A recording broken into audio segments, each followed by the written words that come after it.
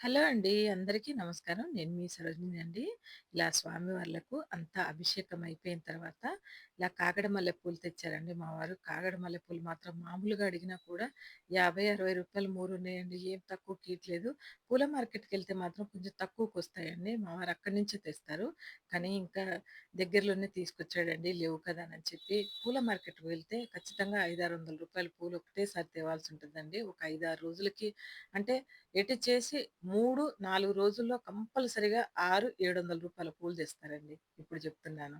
ఎందుకనంటే పూల మార్కెట్‌లో వాళ్ళు పావు కిలోలు అట్లా ఏదైనా గూడా అరకిలో మించి ఎక్కువ ఇస్తారు కానీ, పావు కిలోలంటే కాగడ మల్లెపూలయితే పావు కిలో ఇస్తారండి లూజ్ అడిగితే. కానీ మిగతాయి మాత్రం కేజీ, అర కేజీ తప్ప తక్కువ ఇయ్యరండి వాళ్ళు. అందుకనే ఇంకా వారం, వారం వెళ్తూ ఉంటారండి. ఎప్పుడన్నా ఈ చలిలో ఏదన్నా కొంచెం చేత కాకుండా ఉంటే కొంచెం ఇంకా పండగ కదా! పౌర్ణమి ఉంది కదా! తీసుకురాపో అనని చెప్తే ఇక్కడి నుంచే దగ్గర నుంచే తీసుకొచ్చారండి. అందుకే ఇంత రేట్లు చెప్తున్నారు ఇక్కడ కూడా. అందుకనే ఇంకా ఏదున్నా కూడా అలంకరించటం స్వామివారికైతే నాకు పూలైతే కంపల్సరీ కావాలండి. ఏది ఏమైనా కూడా చేతులు చూడండి ఎలా వణుకుతున్నాయో దీపం వెలిగిస్తున్నాను. నిజంగానండి నిన్నైతే బాగా ఆకలేసినట్టయింది. అంటే ఇదంతా పని చేసేటప్పటికి ఇంకా ఉన్న ఎనర్జీ అంతా టీ కూడా తాగలేదండి. అందుకే లేట్ అయింది నిన్న నేను తులసమ్మ దగ్గర ఎలిగించేటప్పటికే 6:30, 7 దగ్గర దగ్గర 7 అయిందండి కంపల్సరీ.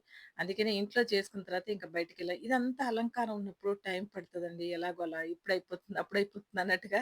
అందుకే నా చేతులు వణుకుతున్నాయి. మీరేదన్నా అనుకుంటారేమో అన్నట్టుగా చెప్తున్నాను. నేను ఏం తినలేదని చెప్పడం కాదండి ఇక్కడ. చేతులు వణుకుతున్నాయి ఎందుకని అనుకుంటారేమో అన్నట్టుగా అంటున్నాను.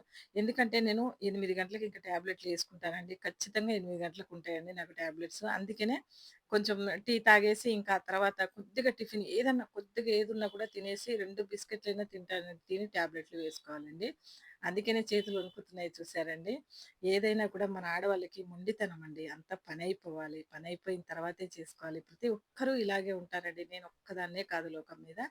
ఇంట్లో పని చేసుకుంటూ ఉన్నా, పూజ చేసుకుంటూ ఉన్నా, తనని తాను పట్టించుకోదండి.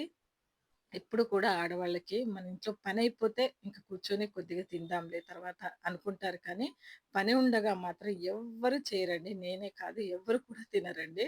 టాబ్లెటే కానీ, 100 కానియండి ఇంకెవరన్నా గుర్తు చేసి తిడితే తప్పితే మనల్ని ఇంకా అంతలోపు మాత్రం మనం ఇలాగే చేస్తామండి ప్రతి ఒక్క ఆడవాళ్ళు.